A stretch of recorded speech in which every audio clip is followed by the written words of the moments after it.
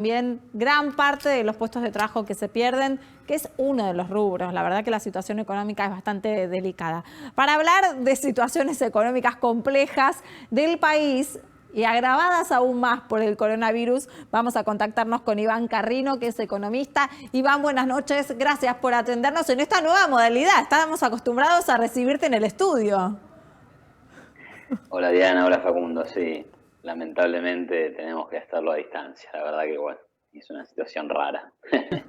Bueno, primero te pediría un análisis un poco de la economía argentina, que muchos se animan a decir la otra pandemia, ¿no? Porque nos vamos a salvar del sistema, de que no colapse el sistema sanitario y la pandemia del coronavirus, pero viene la pandemia de la economía y el hambre.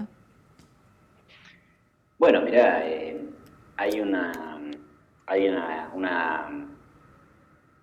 sección de The Economist que se llama The Economist Intelligence Unit, ¿no? Donde hay un grupo de economistas que analizan un poco cómo le va a ir a la economía y demás. Están previendo una caída del PBI en Alemania del 7%, en Italia del 7 y pico por ciento, en Argentina 6,7%, o sea, estamos, y la verdad no lo sabemos si va a ser así, Claro. si va a ser un poco peor, o sea, es una situación, digo, la economía está sufriendo ¿por qué? Por el coronavirus solo, es decir, es una enfermedad que antes de decretada cualquier cuarentena ya te estaba suspendiendo eventos, te estaba suspendiendo viajes, te estaba posponiendo encuentros laborales, Afectaba que el ya eso comercio obviamente exterior también. durísimo el efecto sobre el comercio exterior porque esto empezó en China, que es un gran demandante de commodities, además es un gran Claro. productor de bienes que le sirven a todas las industrias para producir, o sea, los chinos producen bienes intermedios que otras industrias en otros países usan para terminar de producir. Entonces eso ya era una situación donde no había forma, digamos, de salir bien parado de todo eso. Ahora, las medidas restrictivas del gobierno también imponen costos adicionales, ¿no? La verdad que tener a más o menos la mitad de la economía directamente sin posibilidad de producir es un costo negativo que le va a caer, nos va a caer a todos y en este sentido, digamos, a mí me parece que realmente ya no es responsable, no es una actitud responsable sostener una cuarentena tan dura por tanto tiempo, ¿no? La especulación de hoy de Alberto Fernández de que se va a mantener la cuarentena y que va a ser más estricto, yo digo, no solo hay un tema ahí de una especie de tentación autoritaria, donde ya estamos en una situación de exceso de poder político para el poder ejecutivo, y hay que llamar la atención sobre eso, sino que además estamos en una situación irresponsable con la economía, que la economía además es parte de la vida, no es que es o la economía o la vida, ¿sí? Producir y poder hacer algo y poder generar ingresos es parte de la vida, y los países en donde más se produce, es decir, los países más ricos del planeta, es donde la gente vive más años, o sea, que está Pero Iván, directamente entonces, relacionado a la vida.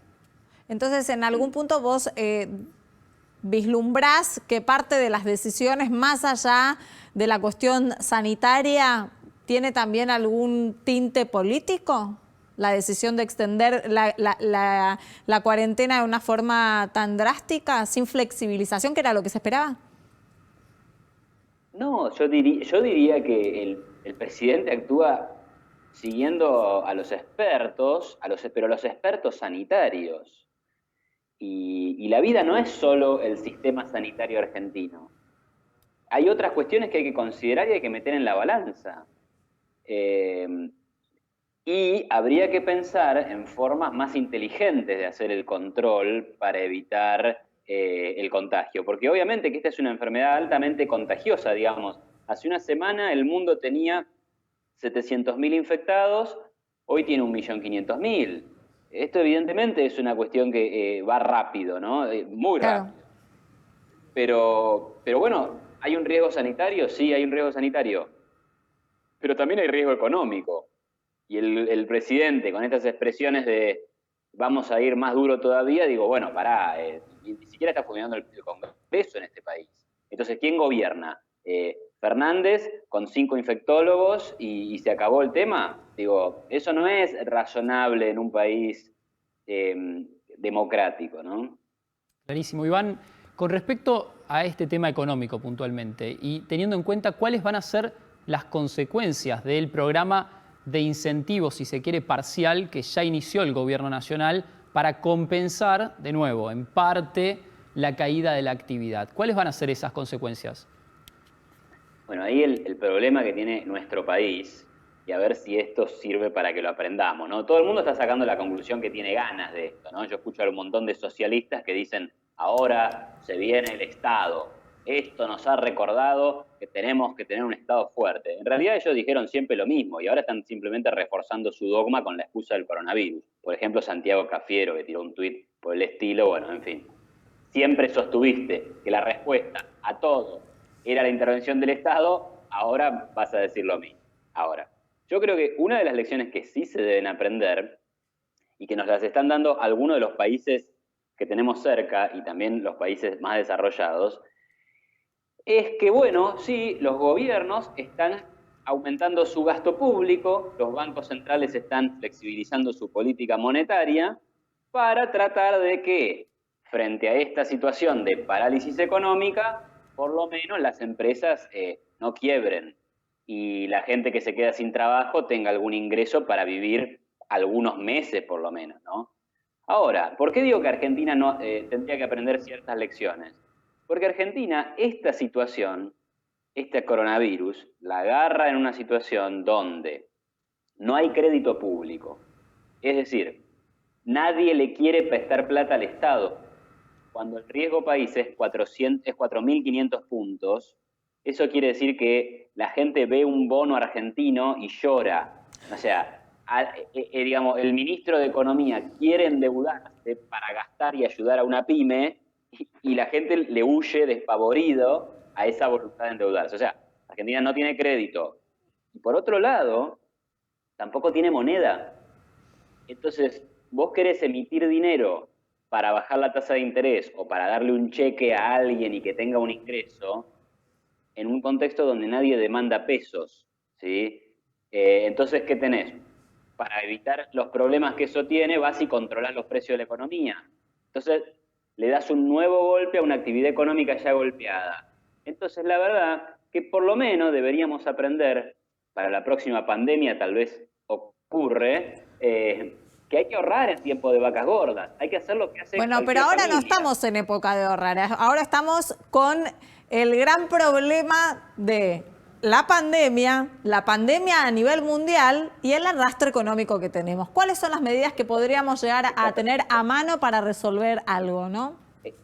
No, está perfecto. Ahora no sería tiempo de ahorrar, por supuesto. El punto es el riesgo que implica hacer políticas de gasto y de emisión monetaria cuando vos no tenés ni crédito ni moneda. ¿Cuál es el riesgo que implica? Más recesión económica y un riesgo de una disparada inflacionaria. Entonces, ahí está el problema. Ahí está el problema. Entonces, ¿qué medidas se pueden tomar? Y mirá, yo, digamos, te plantearía una situación distinta, digamos. En primer lugar, encarar de manera diferente el tema de la enfermedad. Flexibilizar en la medida de lo posible la cuarentena. Es decir, a ver, las reuniones masivas, no. Los recitales, no.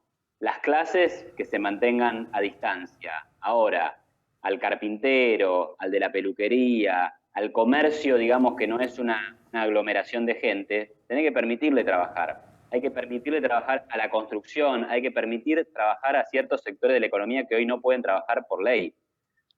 Entonces, eso como primera cosa, no tenés que regalar la plata que no tenés. Tenés que buscar la forma en que personas con bajo riesgo para su salud puedan ir a trabajar a buscarse sus propios ingresos. Después, obviamente que sí, habría que hacer algún perdón impositivo, pero para que ese perdón impositivo no implique mayor déficit fiscal y mayor emisión monetaria, lo que hay que hacer es reducir gastos innecesarios en algún otro sector del Estado, ¿sí? Y obviamente eso hay que hacerlo con cuidado, porque tampoco querés despedir a todo el mundo en una situación donde todo el mundo ya se está quedando sin trabajo. Pero reducir salarios es la que nos toca, porque la otra es que la gente se quede sin trabajo. Y bueno, entonces, ¿y qué hacer? Con la gente que tiene riesgo alto, que digamos que son las personas mayores de 60 años, porque ahí la tasa de mortalidad del virus es muy significativamente más alta, ahí sí, sostener una cuarentena. Y a la persona de más de 60 años que tenga que trabajar, el Estado le da una licencia, es decir, el Estado interviene en lo privado y le dice al empleador, a esta persona usted le tiene que dar licencia. O sea, algunas intervenciones va a haber que hacer, Sí. pero hay que hacer una intervención menos agresiva y menos dura de la que está ocurriendo, porque esto te genera mucha presión sobre la economía en un país que ya tiene una economía muy maltrecha, ¿no? Venimos de 2 años de recesiones y caída del salario y pérdida de puestos de trabajo. Claro. Iván, una muy cortita. Hablé con muchos empresarios en la última semana de distintos rubros y utilizan el término vamos a tener que reconfigurar nuestro negocio o reconfigurar incluso el mercado en el que participamos. ¿Cómo se traduce eso en la práctica? Mira, no sé bien a qué se referirán, pero te puedo dar una idea que es, por ejemplo, la empresa, creo que es Toyota, digamos, agarró sus instalaciones y se puso a hacer barbijos, o se puso a hacer respiradores, no sé. Eso acá, en el mundo también, digamos, las empresas automotrices se ponen a producir otra cosa. ¿Qué pasa? Que para que eso funcione bien, tenés que permitir que funcione lo que nosotros llamamos el sistema de precios. Entonces, por ejemplo, ¿qué es lo que falta hoy en Argentina? Hoy nadie va a comprar un auto. Digamos, no hay necesidad de eso, nadie está pensando en hacerlo. Pero sí la gente está desesperada por tener alcohol en gel, por tener alcohol puro, por tener jabón, por tener barbijos, por tener desinfectantes. Las empresas, esto no es de un día para el otro, pero pueden adaptarse a empezar a producir. Pero ¿cuántas empresas, Iván? Tampoco todas van a poder reconfigurarse. Claro, no, sin duda que no todas. Nosotros hablamos constantemente con Facundo acá en el programa de la gran cantidad de pymes que hay en la Argentina, que sostienen y dan empleo también, que no tienen la espalda que tienen las grandes empresas y son las que prácticamente se están ahogando. Claro, pero dado que no tienen la espalda, tienen que producir algo para generar ingresos, porque lo que no tienen es el ahorro suficiente, Claro. La finanza, no tienen espalda financiera para bancarse tantos meses sin ingresos. Ahora, ¿cómo podrían generar ingresos? Bueno, y doy un ejemplo que es teórico, después hay que ver en la práctica, pero una empresa que fabricaba, no sé, shampoo, se pone a fabricar alcohol en gel. Claro. Pero ¿cuándo haría eso la empresa? Bueno, si los precios lo permiten, es decir, ya que hay un boom de demanda, el precio del alcohol en gel se va de 100 a 200 pesos y entonces ahí la empresa dice, bueno, voy a dejar de producir esto y voy a producir alcohol en gel, que es lo que se está demandando. Ahora, si entra el gobierno y le pone un control de precios al alcohol en gel, la empresa estaría cometiendo un delito. Entonces eso es lo que no se puede, esa es la torpeza en la que caen los gobiernos, no solo el actual, sino los de varios países del globo, cuando quieren poner un control de precios en algo que está en alta demanda. Es un error muy grave, ¿no? Y ahí hay que decir algo adicional. A este gobierno, el coronavirus simplemente le reforzó todas las políticas que ya había tomado antes. Control de tarifas, baja de tasa de interés, emisión monetaria, cero ajuste fiscal y controles de precios por todos lados. O sea, la verdad que le dio una licencia para hacer lo que ya tenía ganas de hacer. ¿Y qué va a pasar con la deuda? Que también es otro problema que sobrevive al coronavirus.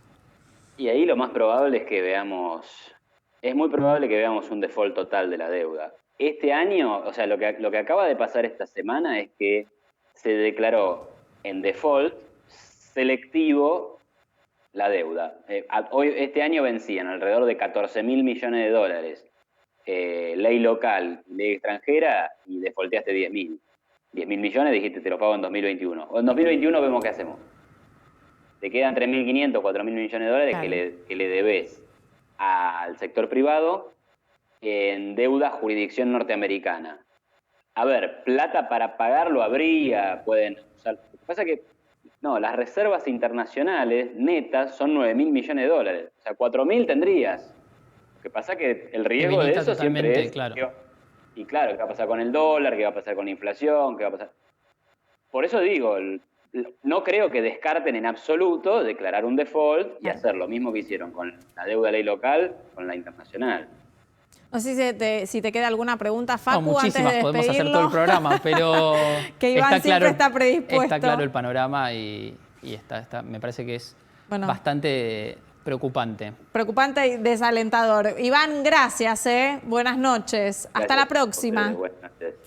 Igualmente.